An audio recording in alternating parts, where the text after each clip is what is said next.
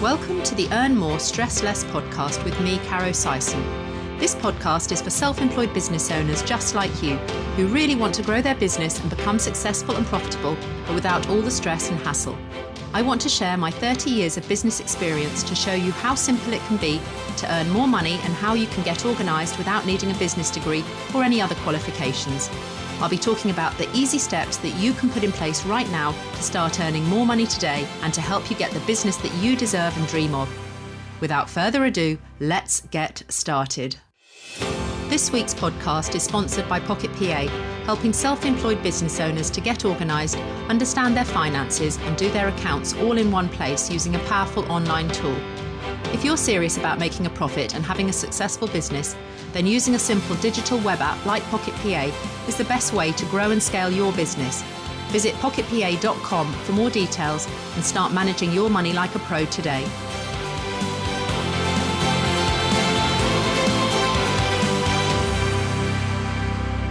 Hello and welcome back to Earn More, Stress Less with another episode this week with me, Caro Sison. I also have a previous guest with us this week, Chantelle Davison. Now, Chantelle is an excellent copywriter who came on an earlier episode, and I'll reference that in the show notes so you can hear all about her journey into copywriting. But this week, I've invited Chantelle on because we want to talk about young people becoming self-employed and starting their entrepreneurial journey straight from school, and about why more don't start working for themselves at a younger age. I love starting up conversations about never being too young to work for yourself, and I really want to encourage more people to begin straight out of school. So please do share this episode with anyone that you think could benefit from hearing our chat today. Chantelle and I have spoken a number of times around people's squiggly journeys into self-employment, and whilst neither of us left school and became self-employed straight away, I think it's something that our schools should be exploring more with our teenagers to start preparing them for. I'd love to hear your feedback on today's podcast and your own experiences, so please do come over to Instagram, DM me at pocketpa.gb with your thoughts around this topic. So Chantelle, welcome back. How well are schools doing getting our kids ready for self-employed life these days, in your view? It's very limited, to be honest. I think it's very limited. I certainly don't remember thinking that self-employment or entrepreneurship was an option for me. And I don't mean that I couldn't do it. I mean that it wasn't what I should be doing. And I remember very much in school, there was this kind of linear path that, particularly if you are, bright and academic and you do well in school, if you do well in exams, then the path that you're supposed to take in inverted commas is university, corporate job, doctor, lawyer, whatever that looks like. And that's kind of given to you as the path, route A. That's the preferred option. If you are an academic person who does well in exams, that's where you're going to go. And I don't remember ever hearing anyone suggest that there was really any kind of viable alternative to that. If you weren't going to be something vocational like an actress or a singer or a dancer, those are kind of the only other things that were referenced. But the uncertainty of entrepreneurship, or the kind of massive opportunity there is for people in it, was never brought up, at least whilst I was in school. And I suspect not much has changed since then, from what I hear from friends who are parents and teachers. The message seems to be that there's still not a huge amount being done to show kids that entrepreneurship or self-employment is not just a viable option, but a bloody brilliant option. A great one, yes. Yeah, exactly. Yeah. I think certainly schools, they, at 15, 16, they start talking about careers and options and things post school. And then obviously in the sixth form, it's discussed an awful lot more. But do you just feel that the careers pathways, or the careers teachers, or the module, or whatever it is that it's doing, just doesn't embrace it because of the uncertainty? And because, do you think they make assumptions that school leavers won't have any skill sets that could start earning an income right from the get-go at 16, and that, not only would they not be equipped with enough life skills that they couldn't start earning money, but they also don't have any experience that they could charge for? Do you think that would be a reasonable objection, that the schools could argue this is why they don't promote it, because of the uncertainty, and that they want to promote things where the school leavers can gain experience? Or do you feel so strongly that self-employment should be an option that is discussed much more widely and prepared for at schools, and for them to take on some of that responsibility of education? It's a reasonable argument. I think there is a case for saying that becoming an entrepreneur later in life might mean you have more life experience, a wider set of skills to bring to the table. I myself didn't leave school and become an entrepreneur. I went and had a corporate career for 7 years and brought some of those skills into it.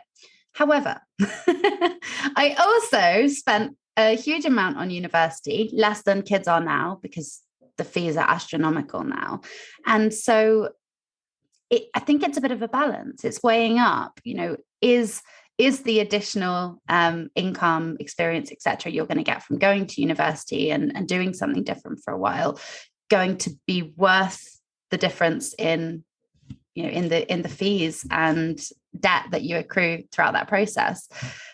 And I'm inclined as well, a little bit cynically, to suggest that if a school were making that case, that probably isn't the real reason. I think I was literally putting that in as being a devil's advocate, knowing that we don't have anyone representing the schools here. So I was trying to think of what they may argue back to us, because I know that you and I are both actually on the same hymn sheet of saying that we do feel very strongly that self-employment should be given as an option and discussed more readily with their students. And I suppose I say that from a strong standpoint of having 4 kids that left school and at 18, and only one of them went on to university, and 2 of them are now self-employed in their early 20s.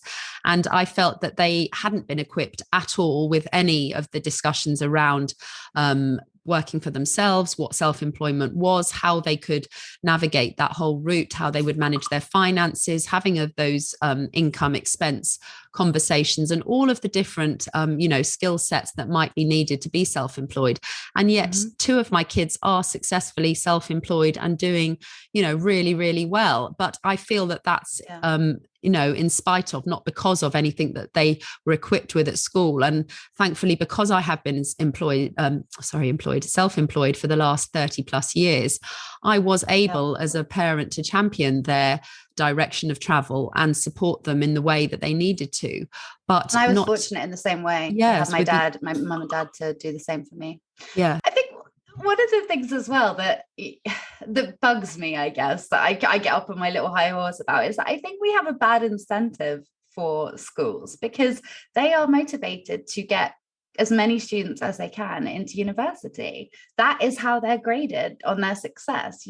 It's not how many kids leave school happy, how many kids leave school and have great careers, how many, and I know that those things are so much harder to judge, so they can't. But if you're judging an educational institution based on how many people they send to university, they are badly incentivized, because they aren't going to look at each individual and say, what is the best route for them? They're going to look at each individual and say, how can we get them shoehorned into the career so there's a bias that makes already. us look better? Yeah, of course there is. Yes. They're being judged on their results, really, of how many that they can get into the next level of education. But you're right. These days where you're going into university now and you're having to pay for 3 or 4 years of not only the tuition, but also your living costs, it's not unusual at all now for these students to come out at 22, 23 with literally, 30 to 50,000 pounds worth of debt at that point. And that is a huge amount to be starting your career with, by any stretch of the imagination. Later on that you want to buy, God forbid, a car or a house, you're going to have all of those debts adding into your whole mix of, finances. And so that on its own should be a reason, I think, for people to step back and think, right, what are the options at 18 or 16, when my son didn't go into do his A levels. So he had to look at alternative pathways at 16 because he didn't do A levels. So these students at 16 and 18, are having to make decisions, difficult decisions. And I think that there is a natural trajectory to move them on towards further education where they're going to continue learning. And therefore, it's going to be a responsibility for them to pay for that. And, through either a course-based learning, which they pay for, or university. And that's a huge responsibility to be making. But, I look back at 18 and think, gosh, did I know what I wanted to do for the rest of my life at 18? I just think, we expect ourselves to know that journey. And most kids do not know. And I say where you begin is never where you end up. I've had a very scenic route to what I'm doing now. And I know that, you've had a wiggly path as well, which is quite common now. There is no such thing as a job for life, whereas before, our parents or grandparents used to leave school and they would start in a job and, 40, 50 years later, they would get their carriage clock and they would have been employed in that same role for the whole. That's just totally unheard of. That is not today's society. So I think we need to be broadening this conversation massively to now understand where our young people are going and how they can get into self-employment. You work obviously in the freelance world, and they're all self-employed. What would be their experience, do you think, of finding their way into self-employment? Would many of them have started from the get-go at 18? So the kind of people that I work with who are training to be copywriters, there's a really common theme, actually. Most are not school leavers. Most are not coming straight from school. What tends to happen is the majority of them tend to be women mums who have left the corporate world or left a full-time job to raise their children. And then because they've had this gap in their career, feel really unconfident and really removed from the working world. So want to learn a new skill that they can either do, in their own business by themselves or bring back into their career. But I think a lot of it tends to be later in life. What I've seen a lot in the last few years actually is people who were working from home during the lockdown and realized that was what they wanted to do all the time because they loved being with their family more and loved having that flexibility and freedom. And they're like, oh, maybe I could start my own business and work from home all the time and have much more of that flexibility and freedom. So it's a bit of a mix, but what I hear a lot of people saying is, I wish I'd done this earlier. Yes, I wish I hear had that too. the guts to do this earlier. And I feel that too. I enjoyed some of the elements of my corporate career, but I could be so much further along in my business if I had started this earlier. And I had everything I needed to do. Well, you were doing earlier. your copywriting from 13 with your dad's business, weren't you? So you were already doing that way before you'd even left school. So you did have those skill sets. And I think that there are these days loads of 16 to 18-year-olds that actually are very accomplished and, experts in their field, whatever that might be, because there are so many, there are numerous things that people can be paid for and become self-employed in that sector. And I just think that it's it's just a really underserved conversation that's not happening at schools and stuff. Who was your go-to person when you became self-employed? Did you speak to your dad, your parents about questions and stuff? So you had a reference point. But where do people go to self-employment school? Where's the self-employment academy that they can go to? Who do people turn to these days if they think, gosh, I want to be self-employed?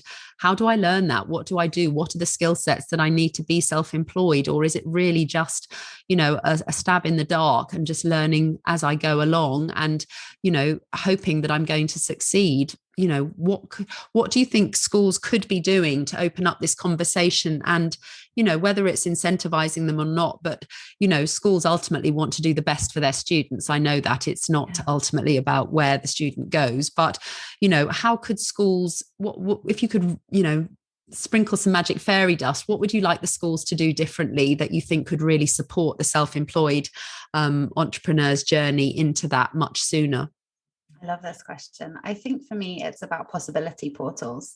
And what I mean by that is showing kids people who are doing this, bringing in people who are self-employed, who are entrepreneurs, who have had that wiggly scenic path to where they've got to, and showing them that that's not just normal. It's completely good. It's good and it's okay. And it's fine, because I think a lot of us, when we're young, we feel like if we don't hit a certain thing by the time we're 25 or 30 or whatever, it's like we've been a failure in some way. But it just isn't true. Like you said, the wiggly route and the scenic route is just as valid, and you accrue all the skills along the way. I think bringing in people like you and I, and people like our colleagues and our friends in the mastermind with us, who have built careers on a freelance or self-employed basis and who love what they do, that's the best possible way we can demonstrate the value of self-employment to kids, is showing them that what that life looks like, because we don't have models for it. And we just don't see people who do that. Most people's parents aren't, most people's teachers aren't. They're being modeled by people who have chosen careers, employed careers. Yes. And I think children at school are obviously being taught by teachers who have followed that linear pathway. So they may not have had any experience in self-employment. And it might just seem like, we are on the other side to anything that they're familiar with, which perhaps doesn't give them the confidence to speak about that with any certainty.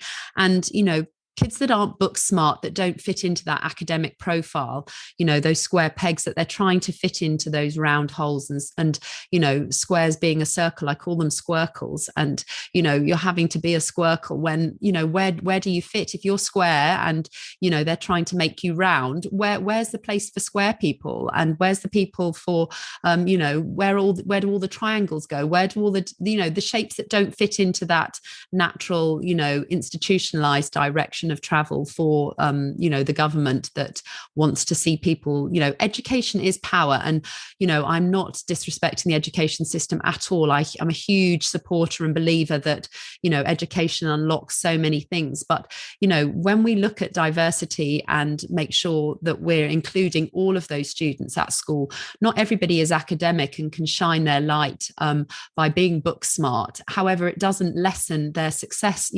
Often the most successful people haven't come away from school with any academic, career, big movers and shakers, and are going to be corporate. They're often incredibly creative people. You look at the Alan Sugars and the Richard Bransons that weren't academic at school, and yet, you don't see them struggling. But it's a systemic thing, I think, that's happening in our schools. Do you think that's the case? That's kind of what I mean by possibility portals, in a way, really, is bringing people back who can be honest with kids and say, I didn't do well in school. I didn't get all the grades. Like, I think about my dad when I think about this, and that's what makes me really passionate about showing entrepreneurship as an option, because my dad left school at 16. He wasn't academic, he didn't get great grades, but he's one of the brightest, most entrepreneurial people I know.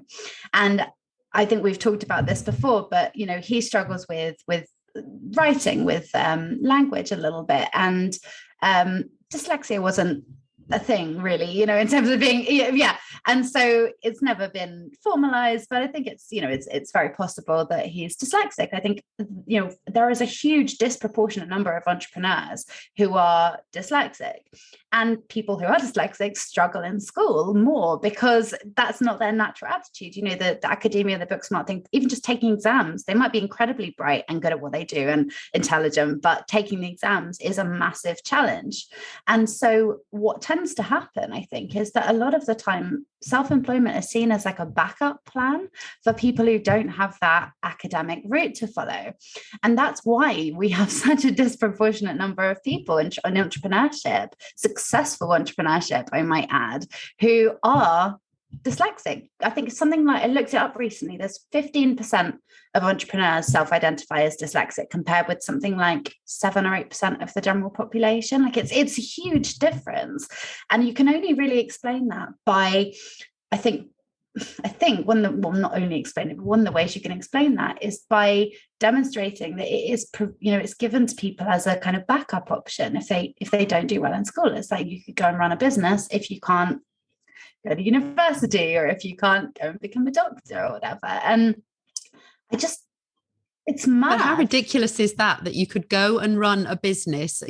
I think certainly when my kids left school, and when I left school, actually, it was like, well, if you don't go to university, well, never mind if you become a plumber or an electrician or a hairdresser, God forbid, or you end up in beauty. It's this end up in this, presuming a dead end type job. But you know what? These self-employed people are actually, having the last laugh, because they are living their best life, being their own boss. I look at my daughter with 6 holidays this year because she's so successful in her business, choosing her hours, her time, her everything.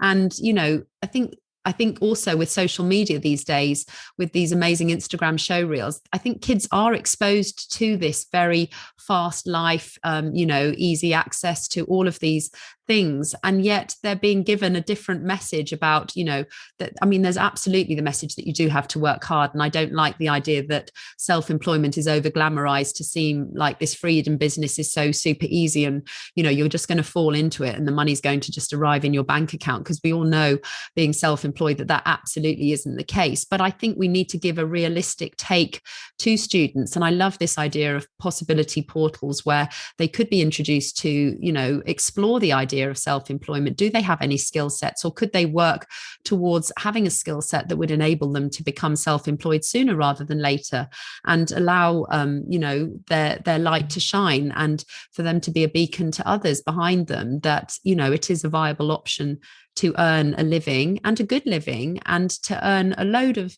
skill sets, under your belt that nobody can ever take away. You're not going to be building somebody else's dream. You're going to be building your lifestyle and your dream by, because employment and jobs, and absolutely they do pay the bills, and they give certainty and routine and stability, and a huge part of our economy. But I think with more and more people leaving school that haven't been book smart or haven't engaged with academia, I think it is a really important subject that we try to explore more, to find ways to support our young people, moving straight into self-employment as an option. Agreed. And I think it's about showing people that there's value in their skills and their abilities, even if those aren't academic.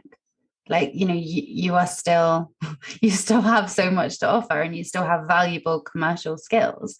That's it. I think from a confidence and self-esteem point of view, it's really important to be sharing that message with kids, that they aren't just in in some contest to win the top university spot or get the best grades. They're in a race with themselves. Like, it's not about what anyone else is doing. And entrepreneurship, like we've talked about before and on the last episode as well, it's all about that individuality, and people who have that creativity and that spark, they deserve to know that that is a valuable commodity. Not everyone has that.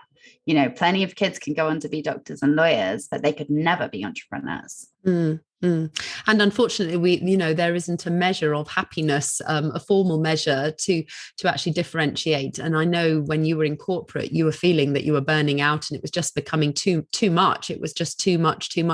And when you saw people further up your ladder in corporate, you didn't want to become one of those people. That wasn't where you were aspiring to become. And so breaking out into self-employment was, almost a release for you, and a happier choice for you. And I understand that schools aren't there to be measured on life's happiness, etc. That's not one of their measures of success, but I think it is an important aspect that we have to take into account. And it depends on the kind of person you are as well, right? Because there are some people, like some of my closest friends, who would be miserable running their own business. They love certainty, they love stability, they love consistency. And if you want those things in your life, entrepreneurship is not the one for you. Absolutely. But if you are the kind of person that likes jumping between lots of different things, that loves variety, that loves being your own boss, that's never quite got on board with the rules, doesn't really like being told what to do, entrepreneurship feels like a life hack. Like, you suddenly realize, like, wait, I could be doing whatever I want all day, something I genuinely love, and I could make a better living than the money I was making when I was being told what to do by some boring person in a suit. Like, that's That's amazing. Why did no one tell me this before?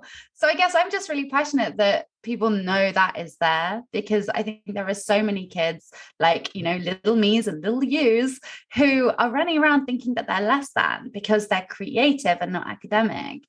And it's different courses for horses. And it's just about knowing that whatever your natural proclivity is, there is a route that feels good for you and can make you happy. There will be somewhere that you will fit in, that you will be able to shine your light and you will be able to earn a living. And it's just about combining that and finding that sweet spot, I think, because so many careers that are discussed at school, I certainly never heard them talking about copywriting. I never heard anybody about, software designers or, all of those things that, that we come across. And we know so many, hundreds of people that are self-employed in such niche verticals. And, I think, whilst schools aren't going to be able to cover all of those things, I think just the general conversation about self-employment is an option. And there will be some generic skill sets that they could be starting to equip them with in order for them to be able to venture down into that route, and then to marry that up with the actual expertise that younger person has and can develop to be able to shine their light and earn a living from it. So that's really, really great. Well, for the people listening to this as well, I think they're really lucky to have found you, because one of the things you are doing really successfully and, with a real passion in this world is trying to provide those tools and skills for people who want to, and I know that's because your daughter, you made this app for your daughter. And I would never have done Pocket PA without this. It's fantastic that you're providing that, because I know, having obviously looked at the tools that you provide for people, when I first started out, it would have been a huge lifesaver and a massive resource. So, thank you for doing that, because I think it will make business more accessible for people. And I think that accessibility and letting them know that they just need to focus on the bits that they're good at, and that there's always something in the background that they can use to support their self-employed journey. And that was my motivation for making Pocket PA for my own kids, to enable them to manage all that business stuff behind the scenes, because I wanted them to, to shine their light and be self-employed doing what they loved, but they weren't natural business people. And why would they have been? Nobody taught them any of that stuff. And it is something that we learn slowly. So, I'm just all about allowing choices for people and for people to find the best fit and, being happy. There's, life is so short. We're not having a dress rehearsal here. It's, one shot at it, and we need to crack on and find what we love doing as soon as possible. So thank you, Chantelle. And for people, if they'd like to find you, what's the best way that they can connect with you? Yeah, so social media is always a great shout. I'm over on Instagram at Choice Words Copy, and I'm also on Facebook. I have a free Facebook group called Copy That Sells. So if you're interested in finding out a bit more about business in general, copywriting, you can come along and find me there and join me there. Perfect. Chantelle, thank you so much. And thanks everyone for listening again to another episode of Earn More and Stress Less. I hope you have a great week, whatever you're doing, and we will catch up again next week. Thanks for listening to the Earn More, Stress Less podcast with me, Caro Sison. If you've enjoyed this week's episode, then do hit subscribe so we can catch up again soon. And please kindly leave a review if you've got a moment, and share with anyone else that you think this podcast could help on their self-employed journey.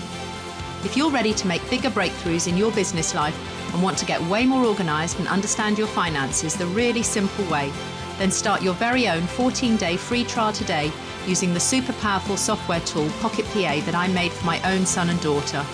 Go to pocketpa.com/podcast and let's get you on the way to earning more money and stressing much less. Have a great week, whatever you're doing.